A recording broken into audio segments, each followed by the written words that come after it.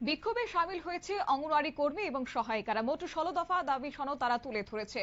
মূলত তাদের বকেয়া বেতন সহ সেখানে বিভিন্ন প্রাপ্য মিটিয়ে দেওয়ার দাবিতে বুধবার কদমতলা সিডিপিও অফিস ঘেরাও করেন অঙ্গনওয়াড়ি কর্মী ও সহায়িকারা। উত্তর ত্রিপুরা জেলার কদমতলা ব্লকের প্রায় 323টি অঙ্গনওয়াড়ি কেন্দ্রের 646 জন কর্মী ও হেল্পাররা এই আন্দোলনে সামিল হন। বিক্ষোভকারীদের অভিযোগ, গত কয়েক মাস ধরে তাদের মানদেয় নিয়মিত দেওয়া হচ্ছে না, এমনকি দীর্ঘদিন ধরে ফিটিং বিলও বকেয়া রয়েছে।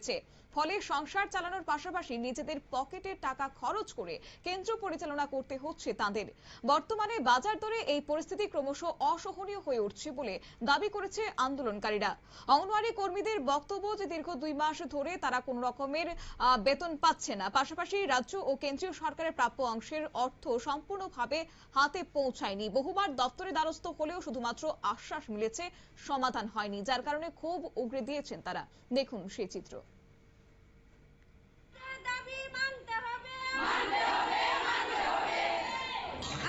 সঠিক সময়ে বেতন দিতে হবে। আমাদের প্রতি মাসের 1-2 তারিখের মধ্যে অনারিয়াম দিতেই হবে। আমাদের ফিডিং বিল অগ্রিম দিতেই হবে। আমাদের বকেয়া যা কিছু আছে তা অতি সত্বর মিটিয়ে দিতে হবে।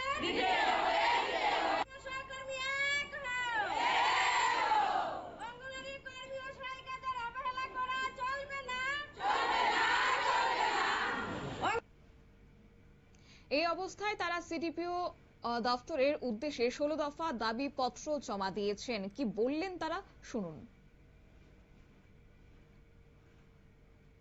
অঙ্গনওয়াড়ি দিদিমণি হেল্পার সমাবেশ হয়েছে আমাদের 16টা দাবি নিয়ে, মুখ্য দাবি।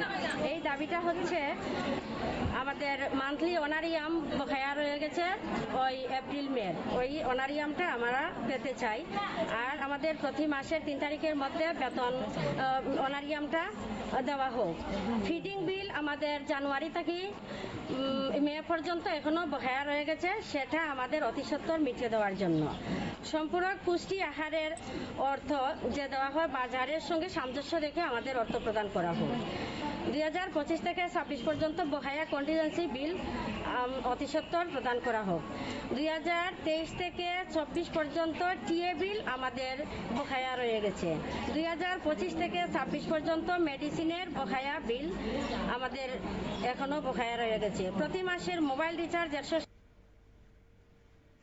দাবিগুলির মধ্যে উল্লেখযোগ্য ছিল মার্চ ও মে মাসের বকেয়া মানদেয় দ্রুত পরিশোধ, প্রতি মাসের 3 তারিখের মধ্যে নিয়মিত বেতন প্রদান, জানুয়ারি থেকে মে 2026 পর্যন্ত বকেয়া ফিডিং বিল মিটিয়ে দেওয়া এবং সম্পূর্ণ পুষ্টি আহারের বরাদ্দ বৃদ্ধি, মোবাইল রিচার্জ ভাতা 160 টাকা থেকে বাড়িয়ে 360 টাকা করা, আরো বিভিন্ন দাবি দেওয়া তারা তুলে ধরেছেন। আর আন্দোলনের সময় সিডিপিও বিশ্বজিৎ দাস অফিসে উপস্থিত না থাকলেও পরে ভিডিও কনফারেন্সের মাধ্যমে আন্দোলনকারীদের সঙ্গে কথা বলেন। তিনি জানান, সরকারি কাজে ব্যস্ত থাকায় উপস্থিত থাকতে পারেননি, তবে আগামী 2 দিনের মধ্যে বকেয়া বেতন ও মানদেয় মিটিয়ে দেওয়ার আশ্বাস তিনি দিয়েছেন। পাশাপাশি অন্যান্য দাবিগুলিও দ্রুত নিষ্পত্তির উদ্যোগ নেওয়া হচ্ছে বলে জানান। প্রশাসনের এই আশ্বাসের পর অবশেষে ঘেরাও কর্মসূচি প্রত্যাহার করেছেন, তবে তারা তাকিয়ে রয়েছেন যে আগামী দিনে আদৌ কার্যকরী পদক্ষেপ গ্রহণ করা হয় কিনা।